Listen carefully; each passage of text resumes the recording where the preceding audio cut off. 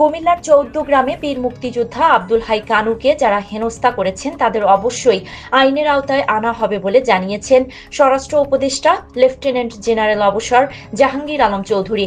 সোমবার ২৩শে ডিসেম্বর দুপুরে রাজধানীর পিলখানায় বিজিবি সদর দপ্তরে এক অনুষ্ঠানে সাংবাদিকদের প্রশ্নের জবাবে একথা বলেন তিনি।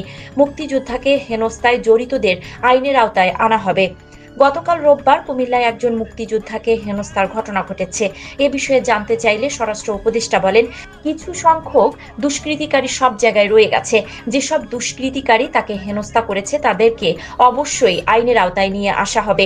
জানা গেছে, বীর মুক্তিযোদ্ধা আব্দুল হাই কানু কৃষক লীগের কেন্দ্রীয় কমিটির সদস্য। ২০শে ডিসেম্বর দুপুরে তাকে একা পেয়ে স্থানীয় ১০ থেকে ১২ জন গলায় জুতার মালা পরিয়ে হেনস্থা করেন।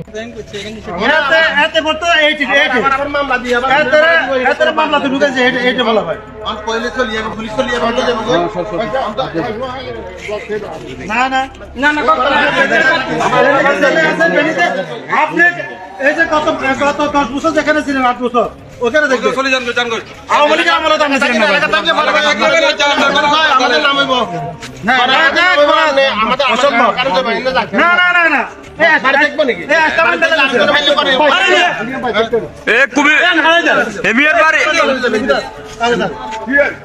যে উনার এলাকা থাকবে না, পুরো কুমিল্লার বাইরে এলাকা না, কুমিল্লার বাইরে, পুরো কুমিল্লার বাইরে।